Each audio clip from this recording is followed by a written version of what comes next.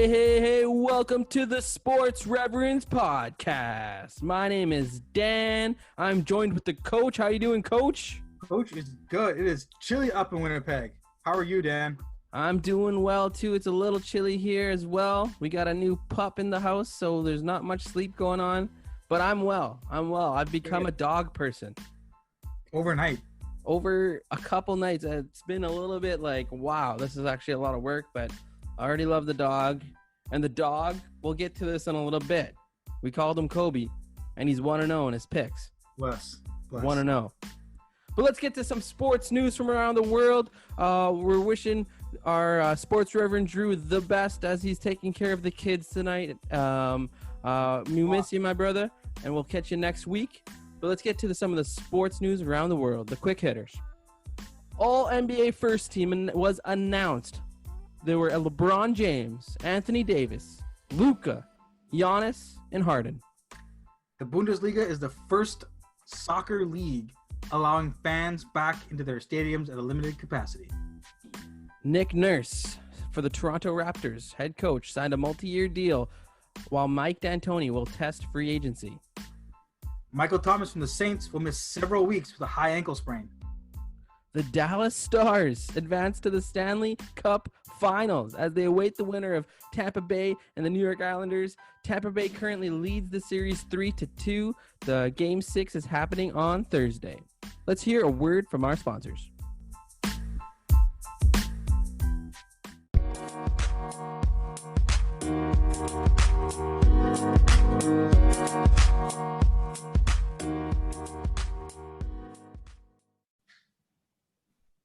Have you thought about retirement? Have you thought about how you're going to get there? As your current financial planner just not working out for you?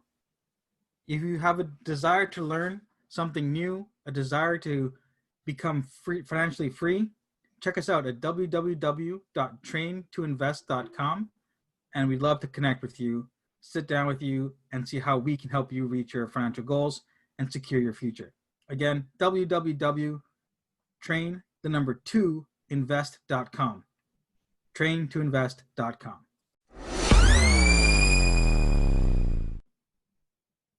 Okay, I can't believe it. Week 1 of the NFL is past, and it was filled with lots and lots of awesomeness. I've missed football so much, and from Thursday all the way to Monday, it's just been jam-packed, and that's how it's going to be for the next 16 weeks plus playoffs.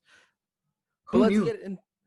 Pardon, Coach? Who knew that we'd have NFL football back? Yeah, and it seemed to have gone spot-free, right? Yeah, so it's going good. It's happening.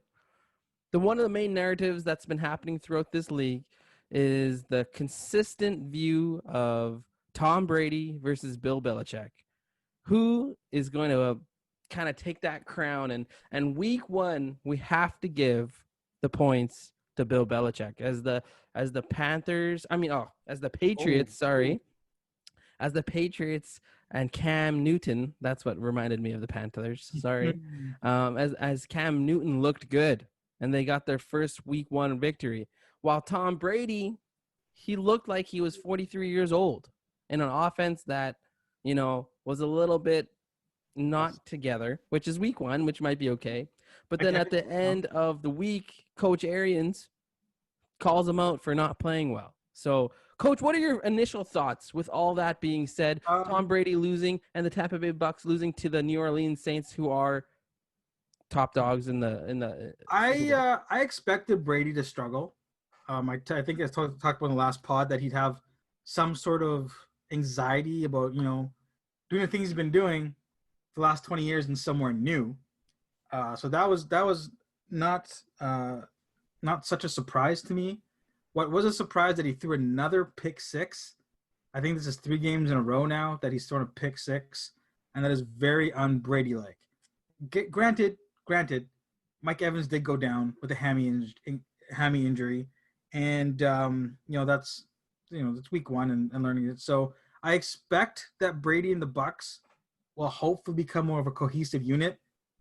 I was a bit surprised that Gronkowski didn't get more balls thrown his way, just as more of a safety net for Brady. Mm-hmm. But I think overall Brady performed okay. I think Colin Cowherd gave him a B minus for his week one. I'll probably give him a B, just being a little more gracious. But I don't know. What do you think? For Tom Brady, I think I know he's 43. I still think he really underperformed. I'm gonna give him a C plus. Oof. The two picks, like he's currently keeping up with the ratio that Jameis Winston has kept all of last year. Uh-huh. 2 picks to 2 TDs right now, and he did rush one in, which is surprising for the 43-year-old. That that shocked a lot of people. But it's just some of his misses were just way off, and Yeah. I'm assuming that's just a lack of working together. Leonard Fournette literally got there 2 weeks ago, so expect him to get more burn as time goes on. Ronald Jones, 17 carries and 66 yards isn't going to cut it. No. So I think Leonard Fournette's going to be a huge part going forward. I'm not ready to push the panic button in any kind of way. But the idea of them being this super team, No they're going to have to fight and claw to get into the They're going to playoffs. squeak to a wild card spot. Yes. What did you think of Coach calling him out? It's like week one. It's like, I think usually Coach Arians is one of those nice coaches too, eh? He's like, he never does things like that. Dude. But when you call out a guy like Tom Brady, who has 6 Super Bowls, been there 9 times, all the accolades you can think of, it basically lets the rest of the team know it's like, okay, it's time to get yourself in order. If he can call out Super Bowl Tom, I think it's just a coaching tactic. Tom Brady's been under Belichick for how many years? He can handle a little bit of that's almost an encouragement from Bill Belichick. So. Park for him, eh? Yeah. How did you think Cam played? Yes, he got the W. Yes. But his numbers weren't outstanding. I think he still controlled the game. Yes. He totally controlled that game. He didn't give Miami much offensive time. His offense stayed on the field. Mm-hmm. He looked like a beast when he ran, and it was smart. He was very, very, very smart. So I think they're only going to get better. Yep. And the receivers are pretty young. Edelman looked pretty good. N'Keal Harry looked a little bit better than he's ever looked. So that's a step forward for him. They expected big things from him last year, so maybe this year to take a big step. You never know. I think the Patriots look good, and I hate saying that, but I'm rooting for Cam at the same time. I tuned in to watch them, which is wild. I think Cam played a very smart game one. Yeah. He managed the game well. Like you said, kept the time on field high in his favor and didn't make too many mistakes. I think if you take out Cam Newton and put Jared Stidham's name there, everybody's raving, right? Yeah. What a great line, match game, blah, blah, blah, blah, blah. But because it's Cam, there's a whole other standard, which is fine because he is an former MVP. But I think for a guy who didn't play for almost a year, maybe more, this is a great way to start. Big time. He went 15 for 19. They talk about his lack of precision, and he goes 15 for 19. First time playing in a long time. New system. I like it. I know they weren't bombs down the field, but still. Gotta start somewhere. So, okay. So we got Brady. We talked about Brady. How about the other old geezers? Yes. Why don't you start with Roethlisberger? What's your take on his game? Man, Monday night. Interestingly, okay? So old Big Ben, the old version of Big Ben is Big Ben is what we saw, if that makes sense to you. The old version of Big Ben, not old Big Ben. And that is unreal. This defense for the Steelers is real. They get after the running back and the quarterback. They'll get after them. Their safeties and corners are a bit small, but they're still good. But with an offense, with a guy who can get your offense scoring 28 plus points a game, this Steelers team is real. And Big Ben, if he can stay healthy, man, watch out for the Steelers. And that makes me sick saying that because I don't like them, but they're good. I think the Ravens are gonna have a tougher time winning this division than people expected. Big time. I'm not so ready to crown Big Ben as coming back from the grave. He did play the Giants, who interesting. I mean, they're not a great team, No. but it's a good like first game to kind of wet your feet. Oh, yeah. You know? So I expect him to get better. If the first game they play Baltimore, if they can make a statement that game, that'll really depict where they go this year. Because if they come in and they get wiped by the Ravens, they're done. I don't care what their record is, they're done. If they come in, they play tough and they win, well, hey, there's that belief that we can beat these guys, we can move on and win the division. And I think until we see a statement win like that, I'm gonna be tepid about Big Ben. He played great. Yeah. He played great. I just want to see him do it against a really tough team. And next week they play the Broncos, and I think he's going to look really good again. So we'll probably have that same feel going forward. But I think that's so good for their confidence going forward. Oh, absolutely. Yeah, I'm big on the Steelers right now. Who's next? Let's go. Let's go, Drew Brees. Drew Brees. You know what? Drew Brees only looked okay. You know, he looked like he's aged. Like, it's just so unnatural for 40-year-olds to be doing this, but because of the rules in the NFL, being able to protect the quarterbacks, they're able to do this. But he looked like it. You know, he looked like he was old, and that's scary for the Saints. And now they're losing Michael Thomas for how many weeks? I don't know how many. He thinks only one, but high ankle sprain? No way. That's gonna be 3. Emmanuel Sanders is there now, though, so expect a big week from him for all you fantasy owners. He can get the ball. Yeah, and it's gonna be tough. It's gonna be tough. Kamara is gonna play a huge role again too. We'll see. Go ahead. I was just gonna say their defense is still really good too, so they're gonna be okay. But Drew Brees just doesn't look like, you know, the Drew Brees is what we know. We're used to. I think we're gonna have to see a bit of a transition from this offense into a bit more of a running style first team, just to take some pressure off of Drew. Yeah. Yes. He can light it up. He's super accurate. He may not have that same arm strength as he did a couple of years ago, where he can just bomb it down the field with that same accuracy. But even if you get a play action and you get 10 yards off of that throw, you gotta keep the defense honest, right? You gotta work the sidelines, work more of those middle routes. But so you may see more of a whole reining back of the offense, not quite that greatest show on turf kind of business. Right. Which is, I mean, if you save him for the whole year and unleash him in the playoffs, that's okay. Why not? That's okay. I think you have to win your division. You have to win the division, though. Yes, absolutely. Give him a shot, and it's for his legacy too. He needs another Super Bowl to get that upper tier status. Right. Yeah. Who's up next? Let's talk about another guy who needs a Super Bowl, Rodgers.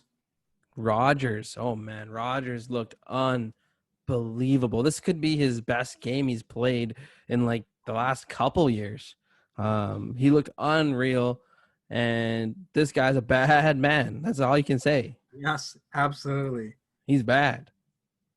So do we praise the GM for drafting a quarterback in the first round? Was this his plan all along? Was just to light a fire him up? Well, does that fire him up, or like does that extra weapon like make Rodgers look better? I don't know. Maybe it could go either way. I'm saying yes. What we do know is that he can't be traded for a little bit. No. So he's there in Green Bay for a while. Yeah.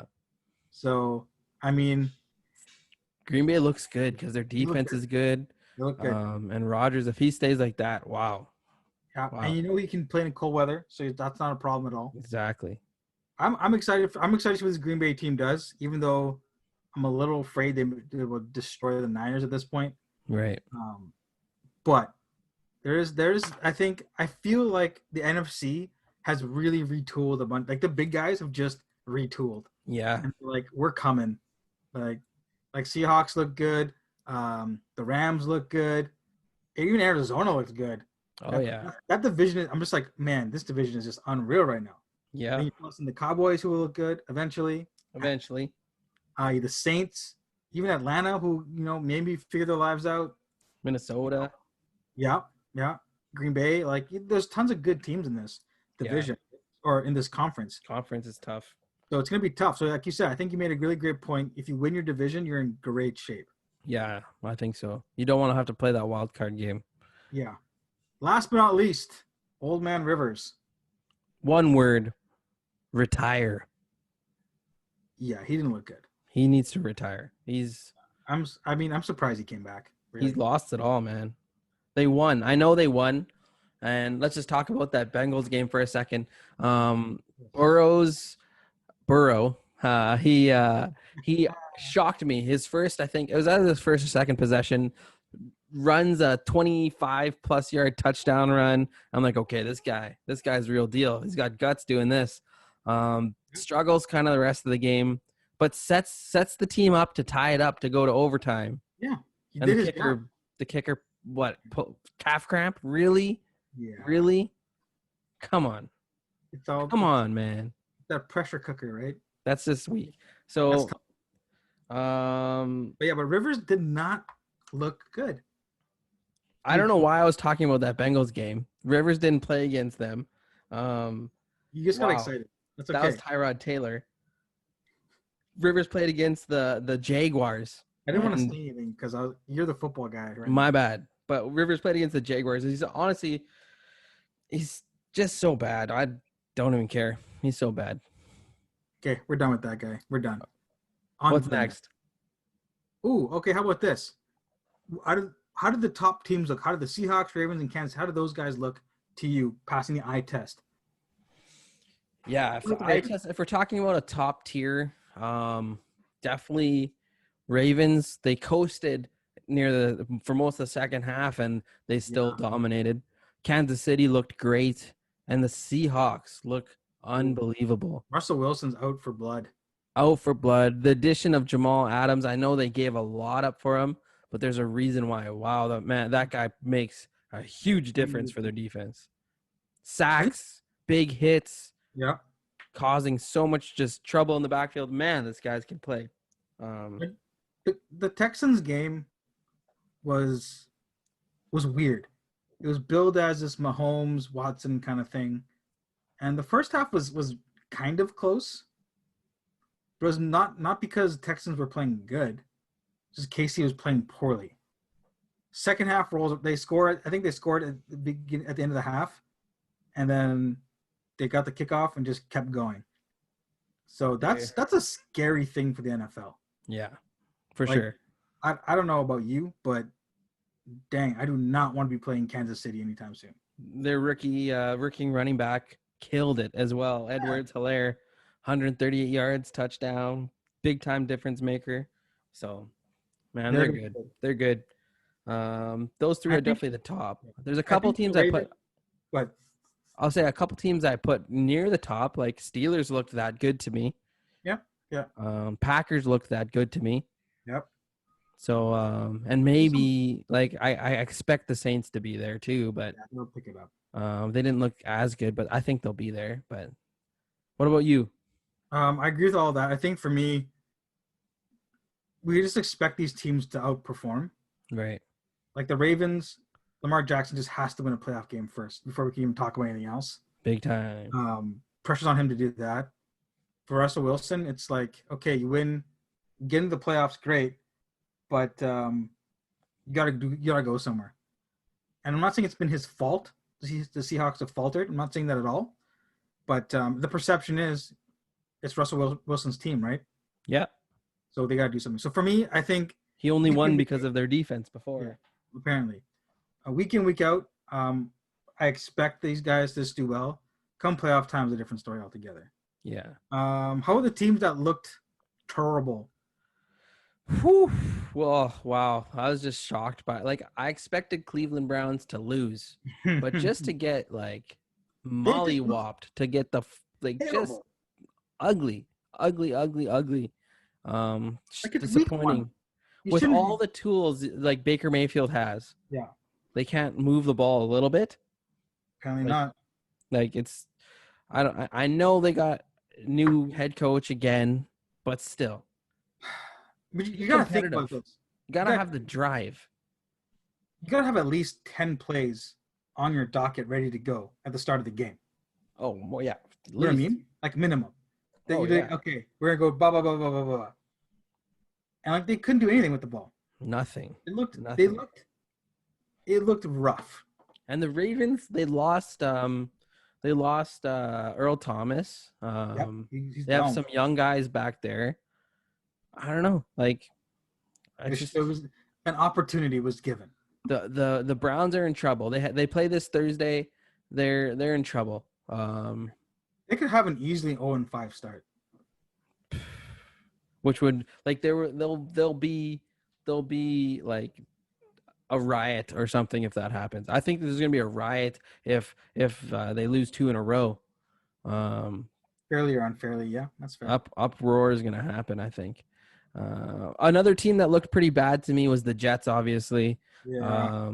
they're just I don't even have to say anything about them. Another team to me was embarrassingly bad was the Eagles. Carson Wentz, like I've been saying, has just seemed to take another step backwards. What is he doing out there? He lost the game for the Eagles. It was him. That one, 17-point lead. yeah. I think you just as if you're a Phillies fan, or sorry, if you're a Philadelphia fan, you just chalk it up as week one. You cross your fingers, chalk it up as week one, and see hopefully there's improvement next week. They know the Cowboys and the Giants lost as well, Right. so So they take some solace in that because the Washington football team being in top of the division week one, not that big of a deal. Now come week 6 or 7, if the Eagles are treading maybe 3-3, 3-4 kind of deal, then I think there's gonna be some panic. yeah. There's gonna be some panic that way, because in reality, this should be a division that comes down between the Eagles and the Cowboys. Well, no, I'm throwing the Giants in there too. I'm with them. not. I'm with the Giants. I think No they're way. not as Saquon bad. I think terrible. they're better than the Eagles. I've said it. I'm They sticking couldn't with run it. the football, Daniel. The Steelers defense is really good. All right, we'll see. We'll see. Okay, so a couple bad teams on the bubbles is our fan favorites as us as fans is the Niners and the Cowboys. What a frustrating couple games that was. The Cowboys, like McCarthy, it looked like they haven't changed anything from last year. It looked like And Jason Garrett was wearing a mask and was just in the sidelines. it was very frustrating. There was some questionable play calling. I don't know about that offensive pass interference on Gallup. Like, I think that's a joke. Like, come on, really? It wasn't a Jalen great Ramsey complains and he gets the call. Like, I think that's a joke. But I don't want to hang any loss up on one play.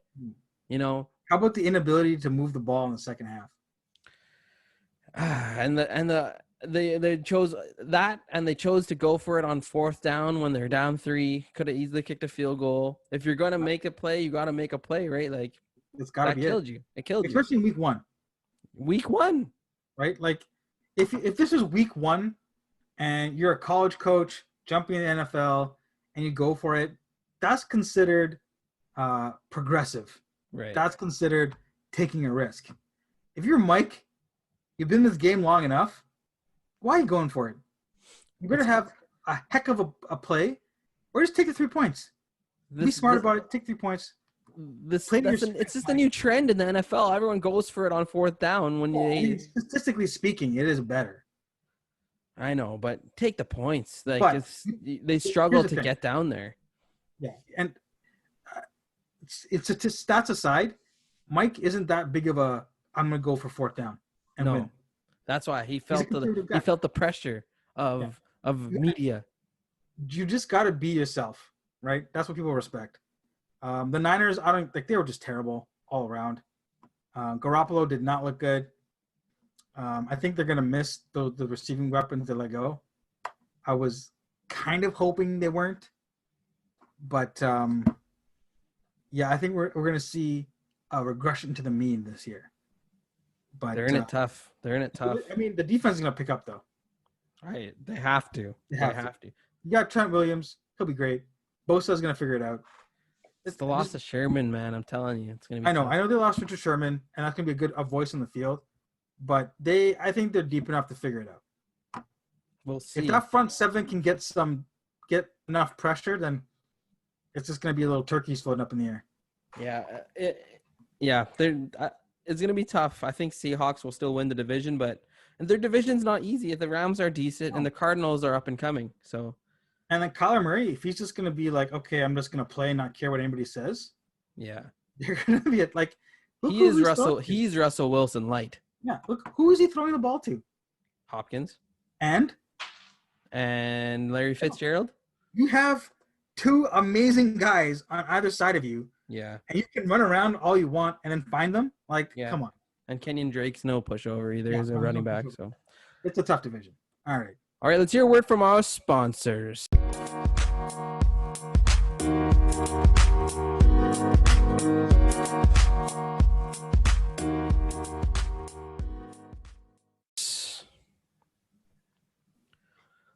Urban Hope is a inner city ministry downtown Toronto. If you're interested in supporting inner city ministry in downtown Toronto that helps kids and youth grow and learn, time to support Urban Hope. Urban Hope is a mentorship program that lets kids help kids. We teach mentorship skills, leadership skills, and create a safe place for kids to congregate in a neighborhood that needs a safe place.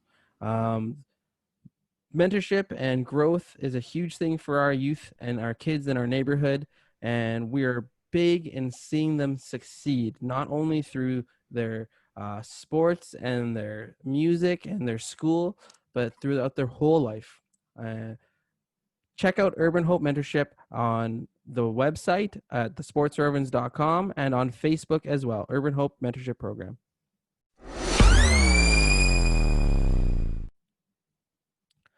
Okay, let's talk some NBA basketball.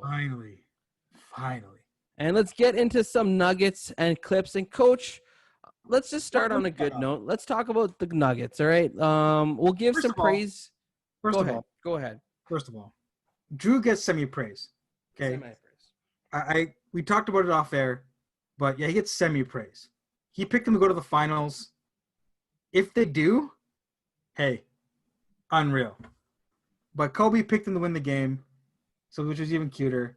So he's 1-0. Check that out on Instagram. Check it on Insta. Lil Kobe.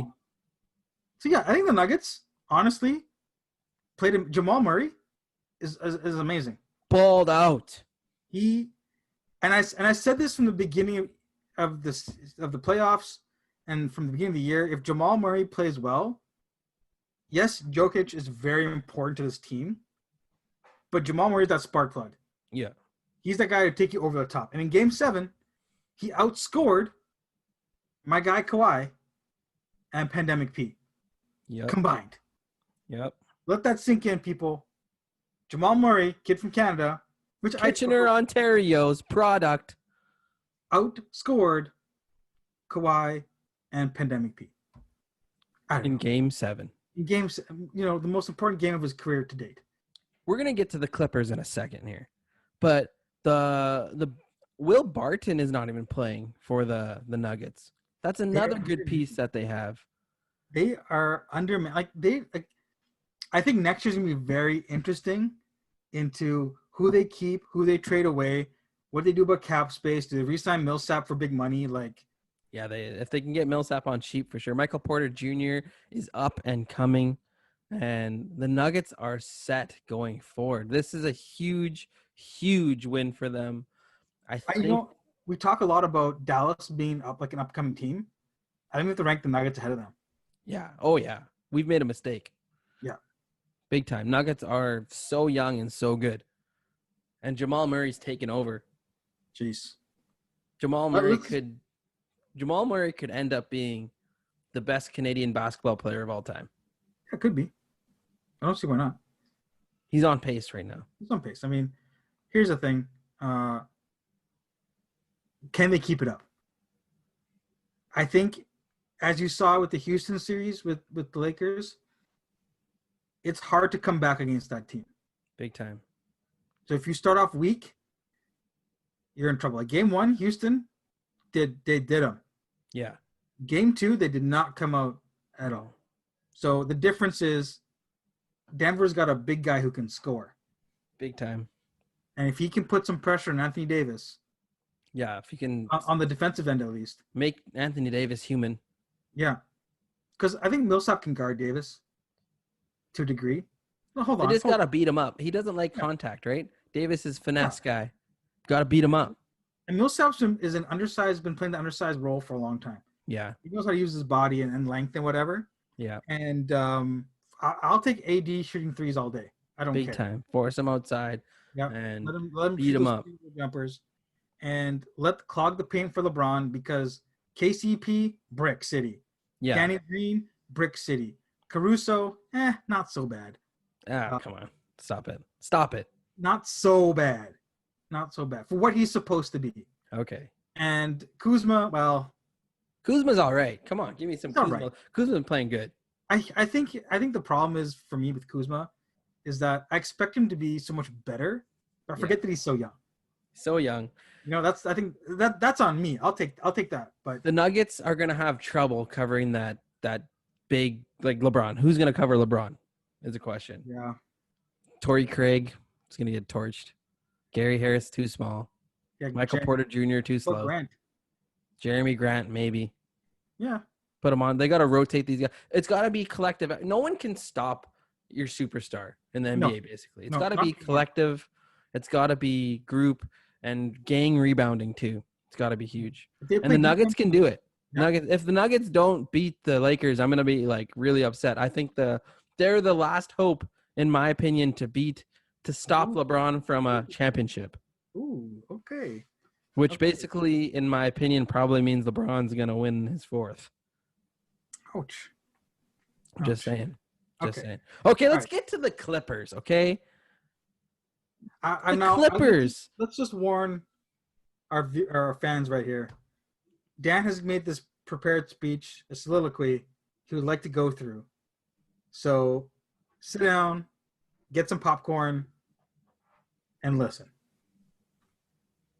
This Game 7 loss, okay? I can't even, intro this any other way. This Game 7 loss for Kawhi Leonard is got to be one of the most embarrassing losses for a quote-unquote best player in the league, best player in the NBA ever, okay? Great.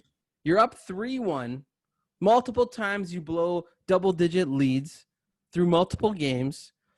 And then 14 points. You hang up 14 points on whatever shooting. It was at 6 of 22 or something shooting. Yeah. And it looked ugly. And he organized all this from the beginning of the year. He had the commercial with the crown hanging down from his car that he's rolling in, calling out the king. He's coming for the king. He set up his team, got the trade for Paul George to happen. Set the super team up so he's set. And what does he do? Hang up 14 points? Kawhi, come on. Kawhi Leonard, okay?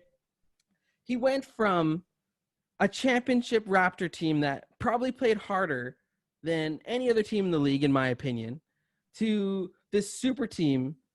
And that, that looks like they don't even care. Like the Lemon Pepper Lou is what they're calling him. You know why they call him Lemon Pepper Lou?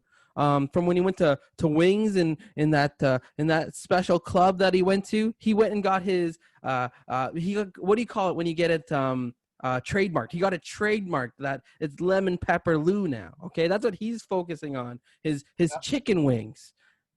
Ain't no thing like a chicken wing. And this is what Kawhi Leonard got himself into. Okay, so Kawhi Leonard, we got to take away. There's two things we got to take away from this for Kawhi. Kawhi no longer can have the title as best player in the NBA right now. That's gone. Okay? And secondly, we got to take away the narrative that the Raptors needed Kawhi to win a championship. Oh. That it was only Kawhi is what I'm saying. That it was because of Kawhi. I think both of them together got the championship, and that showed this year, and that Kawhi also needed the Raptors. But he chose Pandemic P instead. So let's To his transition. defense, Okay, so go to his ahead. defense, I don't think he expected Pandemic P to be Pandemic P. That I don't think he expected him to be so bad. Okay, But not okay. on to the next. Let's get to Pandemic P now, okay? This is what the Thunder received for Pandemic P. Shai Gilgeous-Alexander, Danilo Gallinari. Not two, not three, not four, but five. Yes, 5 first-round picks, and including 2 first-round pick swaps. So 5 first-round picks and 2 players, one of them being Shai Gilgeous-Alexander for Paul George, who scored 10 points. Most notable shot that he took was an open corner three-pointer where he hits the side of the backboard. Couldn't make a layup. This guy has been horrible this postseason. He's talking all that trash throughout all these series, and what a joke, okay? That's so Kawhi, I've had enough with you now.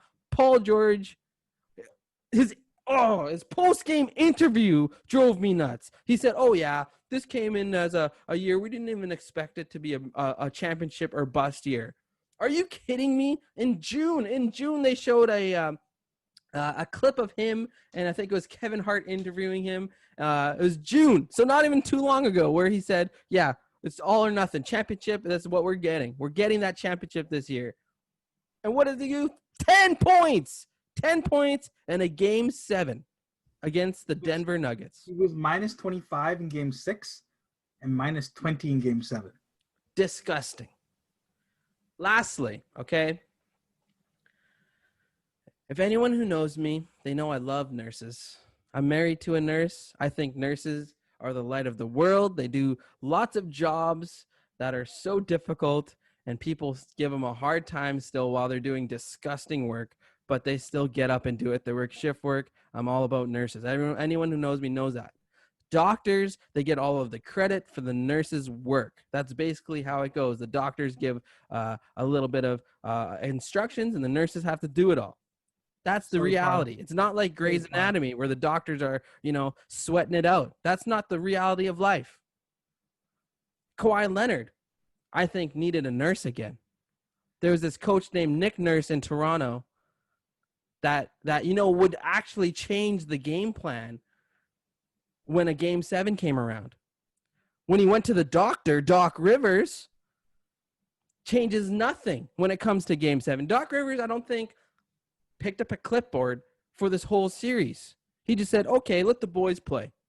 Let Pandemic P jack up threes, not go to the rim. Let Kawhi Leonard save the day. And this is what Doc Rivers does. So Doc Rivers is supposed to be this highest kind of pedigree coach. He's won 1 championship in his whole career as a coach when he coached against the Lakers as a Celtics coach, where the Lakers had their center Andrew Bynum hurt. They still won in 7 games. Barely won. And this high pedigree coach loses with this super team to the Denver Nuggets with supposedly the best player in the league, and then Paul George and the greatest bench and role players of all time, the deepest team. That's what we've heard all year. And they're chalking it up to, they didn't have enough time together. Now, Doc Rivers, I'll give him respect for taking the onus on him, saying it's his fault, because it was a lot of it. But it's a joke. It's a joke. All 3 of them need to be shredded throughout the media until next year. And I digress. Don't digress. I mean, you look at this Clippers team, bench, supposedly amazing. I understand Montrezl Harrell had his whole grandma thing. I get it. That's got to play some role. But you get named 6th man of the year, and you play garbage. Lou Williams did not play great. No. One guy who did play well but didn't get burned, Reggie Jackson. I don't get it. I think the biggest mistake is having Doc as your coach. Yes, he's great with the players. He's a good personality. He's like a Mark Jackson to me. Guy gets along with the players, whatever. But his lack of in-game adjustments, his lack of game-to-game adjustments, just shows an old school mentality. Portis. So, like, you look at Brad Stevens, you look at Nick Nurse, you even look at Spolstra. Spolstra. I like to call him Spolstra. Tomato. Whatever, yeah. Like, these guys, they've coached a while. Yes. But they're not afraid to leave what they're comfortable with. Right? The Heat have transitioned away from, big, little, morning guards, Shaq, D-Wade. They moved away from that. Big time. Into this more hybrid, shoot, play tough D, and go get it. Brad Stevens has got like 8 guys all the same height who can do all the same things, just like the Raptors, and he'll cycle them through. Yeah. And same with Miami. Yeah, same with Miami. Yeah. And they've just made adjustments to A, how the NBA is going, and B, how to maximize their talent on the team. Yeah. Like, you're in a bubble, okay? You don't see anybody else. You're hanging out with the same 15 dudes, and within those 15 dudes, there's cliques all together anyway. You know what I mean? Yeah. You can't say that chemistry was an issue. Where's the leadership on this team? Now, I love Kawhi. 100% I love Kawhi. But he made a big mistake. Yep. I think leaving the Raptors was a giant mistake. And maybe, Paul George talked his way in there. I'm not sure why he picked Paul. I don't know if they were friends from before or whatever. But, yeah, it was a terrible decision to do this. Big time. Because all year you could see something wasn't right. But maybe the Clippers proves wrong next year. And just go on a huge tear and win everything. Maybe. Where is their defense? They're supposed to be this Pat Beverly, Paul George, Kawhi. I have been crushing these guys about defense since their Dallas series. Yeah. Okay. They have been terrible. It's true. You talk about this with the Marcus Morris. Yeah, Marcus Morris, Kawhi, and Paul George. That's a grand total of 18 fouls you can throw at LeBron. Mm-hmm. But these guys couldn't guard anybody. They couldn't guard Trey Burke, Seth Curry. They couldn't guard any. These guys, Hardaway, they went to the rim. They got whatever shots they wanted. If Kristaps Porzingis doesn't get hurt, Clippers don't make the first round. I think you may be right. Okay, second round, they go up 3-1, and then the real Jamal Murray just decided, okay, I'm going to stand up now, just like he did in the last round. He just said, oh, you know what?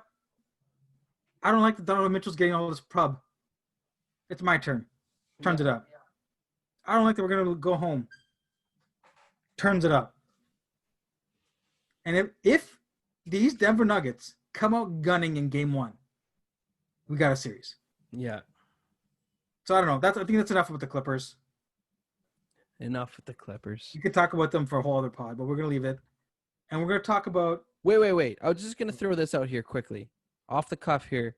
Yeah. Which player has been the biggest bust in the playoffs? In terms of in the playoffs? It's got to be Paul George.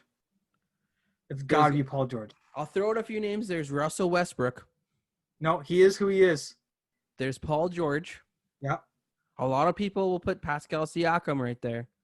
I wouldn't say, okay, we'll talk about in the Raptors bit, but we'll go on from that. You're going Paul George? Yeah, I'll tell you why. Okay? Siakam, young. First time being a real superstar. Gonna have some growing pains. Do we wish he was Jason Tatum? Yes. But Tatum had 2 years ago led his team in the playoffs. She's got that experience factor already. So Siakam, first year, okay, I give him a pass. Russell Westbrook, we know he cannot hit three-pointers. We know he cannot hit a free throw jump shot. We know he doesn't make his teammates better. And now you're putting him in a ball-heavy offense with a coach who wants to run and shoot. Never going to work. Okay? You name me a guard who is a superstar. Actually, I can name one person like this who shoots just as bad as Westbrook from the free throw line, aside from LeBron James, who's just terrible. Ben Simmons? Yeah, I don't consider Ben Simmons that good. We defer on that. But you know what you're getting with Russ. You knew this. Yes. It was never going to work. It's the way D'Antoni wants to play. Okay, so That's why I picked Paul George. I'm with you. I'm with Pandemic P. I'm not even going to call him Paul George anymore. And Pascal, I know a lot of people are hating on Pascal, but defensively, he's a beast. I'm telling you, he's a beast. Okay, let's transition to the Raptors with that. Let's go with the Raps. Okay, let's see. Let's just start there. Start with Siakam. Yeah. Okay. I have told people, and I've been very blatant about it, that Siakam was a big disappointment this playoffs. The whole year, he was great. Great. All defense. Team, all NBA second team. That's how good he was. He played defense. He played offense. He got to Orlando, and I don't know if it was just the isolation. I don't know what it was, but he did not look himself. And you're right. He played good defense. I wouldn't say great because when they moved to those zones, he got lost quite a bit. Come on. He did. I saw him so many times turn his head the wrong way. Guy would backdoor cut, layup. That's also because he's making up for all these guards that are tiny. No. I'm not. Okay. We're never going to agree on that. We're not going to do that. But his offense was terrible. Terrible. Okay. And I think unfairly, he got pegged as a Kawhi replacement right away. Yeah. Which is not fair. No. But my point of view is you're getting paid over $20 million a year. You have to be able to at least go to the rim. Yeah. And draw some fouls and be aggressive. I think we're going to see some really good years coming from Siakam. I did see some really terrible things about Siakam. There was a couple of not GoFundMe specifically, but fundraisers like that to send Siakam back to Africa. It's messed up. Racist and horrible, and absolutely not what we stand for. No, it's horrible. That's which is absolutely ridiculous. Fans like that need to just stop watching the NBA. Need to just stop. Just stop. So I wished for better for Siakam, and I think that if he played the same amount of defense and maybe 50% better on the offensive end, we see Raptors in the finals. Yeah, I agree. I will say, if I'm a point guard, if I'm Kyle Lowry, if I'm Fred, there's so many times where you could hit Siakam on a roll or when he's slashing when they lucked him off, because they lost confidence in him. They had confidence. They gave it to him in those ISO moves, but not in the motion of their offense. They stopped feeding him, and that was some of that's on these guys. They fell in love with the 3-pointer, big time. I watched a lot with my dad, with our dad, I guess. Yeah, and he's not a basketball aficionado. That's okay, but when he's saying, "Why is Lowry shooting that shot? It looks like a terrible shot," then it most likely is a terrible shot. Yeah. I remember Game 7, a lot of it was for the first quarter or 2 quarters, he would jump for a 3-pointer, realize somebody was there, and then pass it to the side. Yeah. Why are you even attempting that shot? I don't know. It doesn't make sense to me. Fred, Game 7, he's got Robert Williams on him. Robert Williams, yeah. Right? Guy, you are tiny. You got Robert Williams can at least get in your face a little bit. Go to the hoop. Shake him and go. Like Norm Powell at the end of that fourth quarter. That was a terrible shot for the win. No, that was Fred. No. Game 6. Oh, Game 6. Yeah. Go to the hoop. What is he doing? I think there has been. Why is he taking the shot? Yeah. I mean, he was doing well, but not that well. But I think the depth or the lack of ability to find a bucket getter really hurt the Raptors, and that's where Kawhi was money. Exactly. Because you got 5 seconds left in the shot clock. Kawhi's getting to the rim. Exactly. Using his body, using his length, he's getting to the rim. Siakam, the dude is lanky. Mm-hmm. Like in those post-up situations, that should be automatic 2 points. Yeah. Or at least going to the free throw line. Yeah. Right. I agree. So I think check. Yeah. And the last thing I'm gonna harp about on the Raptors run is the minutes. I think Nick Nurse made a mistake. Yeah. And we've talked about this, just by ourselves. He played Lowry way too many minutes and it showed at the end. Mm-hmm. Played Fred too many minutes, showed at the end. Mm-hmm. Played Siakam too many minutes. Did not play Ibaka enough, especially in that Celtics series. I think if you had used Terrence Davis, Matt Thomas, Boucher, put them in, and Rondé. That's 4 guys who could have given at least 2 minutes a quarter, or even 3 minutes a half. Yeah, you could give him 3 minutes a half. You're creating enough rest so Lowry doesn't play 40 minutes a game. Yeah, right. And I think that really hurt them because if this is regular playoffs, you get there's at least one time where you get 2 nights off in a row. Yeah. Right? And that's just a huge recharge. True. Right? So, I don't know. Am I disappointed with their season? No, not really. Before we say that, I'll just talk Game 7 for a second. Sure. It wasn't all on Pascal. Why they lost. Lowry should have known that he needed to take more shots. In the wins, he had double the amount of shots than the losses. Nick Nurse needs to be called out a bit too for some big time mistakes. Why does he go to the small ball that was working for them with only like 6 minutes left? Doesn't try it out during the game as well. He should have rotated that in. And also, but the small ball failed, most importantly. Well, it picked up. No, it failed in the first minute and a half of the last 6 minutes, but it did well for the rest. But who got the offensive rebound?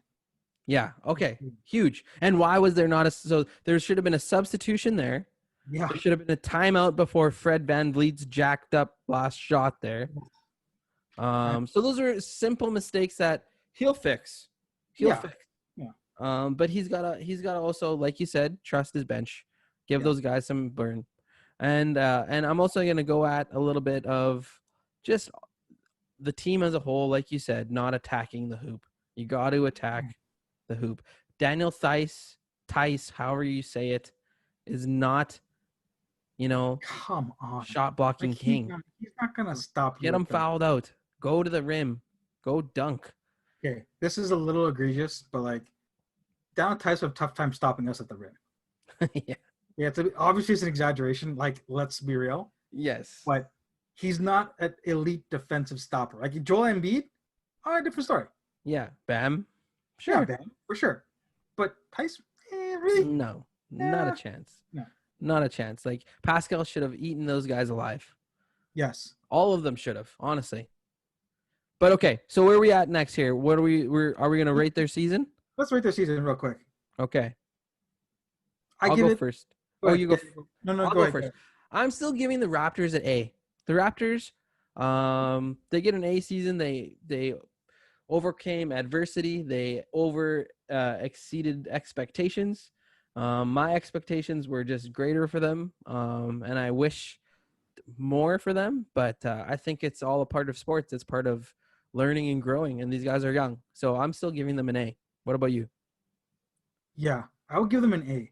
I think anybody who claimed they saw the Raptors being this good and really fully believed it is lying to you.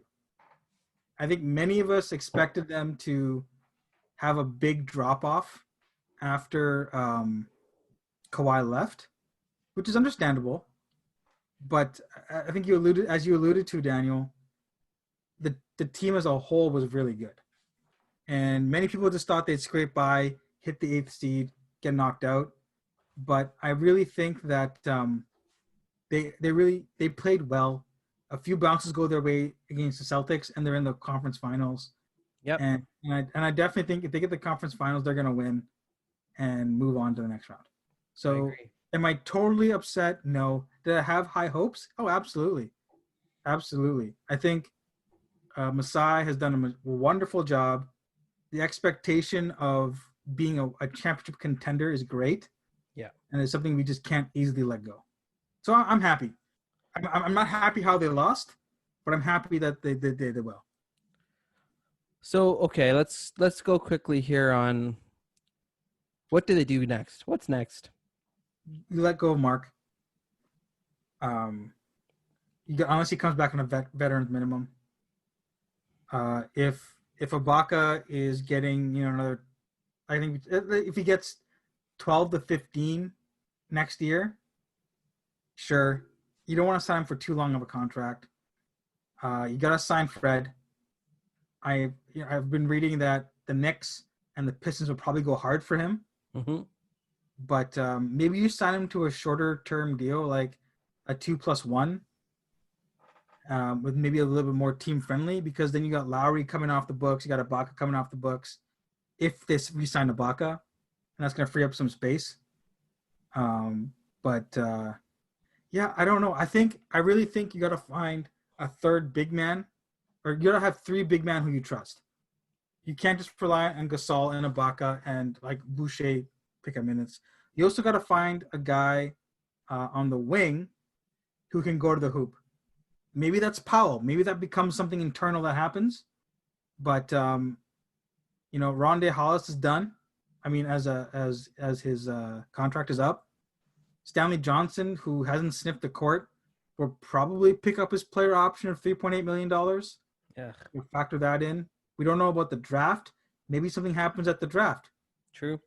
Right? Maybe Masai packages Powell and a pick for something. Who knows? Yeah, there's lots of options. Yeah. I guess here's a question for you. Here's a question for you. Do they load up and make another run? Or do they sacrifice a little bit this year and make a big play for Kawhi Giannis in 2021? I think you can do both. You run it back this year, and this is how you do it. I say bring back Mark on a veteran minimum. You can sign Serge to also a team-friendly deal. It doesn't have to be it can be a few. He's only 31, so it can be a few years. Would Serge turn down, I don't know, $45 million for 3 years? That's a $50 million. I don't think he would. That seems like a pretty team-friendly deal. And this is how you sign Fred. Fred's not going to want to go to the Knicks or the wherever else wants to sign him, because the Raptors believed in him. But the Raptors still have to be fair. And the way to sign Fred is not give him a max or anything like that, but to make his deal look good by giving him lots of years and a decent number. So would Fred take, for example, $100 million for 5 years? Maybe even 4? That's not a bad deal. And that's basically the max anyway, isn't it? No, it's more like 30, 35 now. Well, it depends. I guess it depends on the cap too. Yeah, so it depends on the cap. But if you can get him for 20 to 25 mil, even over 6 years, why not? That's a team-friendly deal, and you get Fred for the rest of his career, which is assuming he'll continue to ascend, which still gives you opportunity when Kyle Lowry comes off the books next year to make a play at Giannis. And you can always work it around to get some sort of deal worked out to get Kawhi too. You just have to pay into the luxury tax, which that's shooting for the moon. I'm just saying maybe one of them. Okay, why not? You still have it. Run it back. Let Pascal learn. Let OG continue to grow. Let Fred continue to grow. Give Kyle a lesser role. Well, let Boucher grow. The thing about giving Kyle a lesser role is that if he plays well, the team wins automatically. Yeah. And that's a tough thing, because he's earning that $33 million. Yeah, he is. Taking the charges, leadership, all kind of stuff. We didn't talk about OG. OG. I give you 100% props to this. You called it. You said OG is gonna have a breakout round, and he had a breakout playoffs. He did. And it's really exciting what he's gonna do next year. But he just has to be aggressive. I think that's the theme of this whole thing is that they have to be aggressive.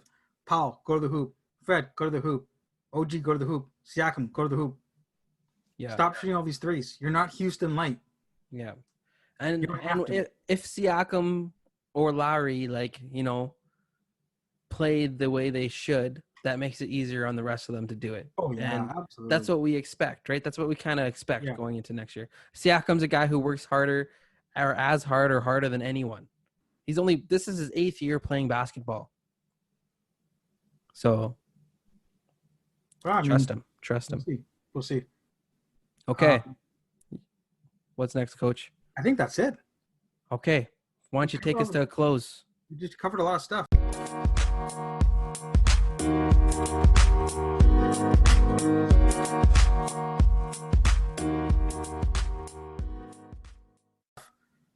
So for close, guys, Instagram, Twitter, for these grandpa and grandmas on Facebook, hit us up.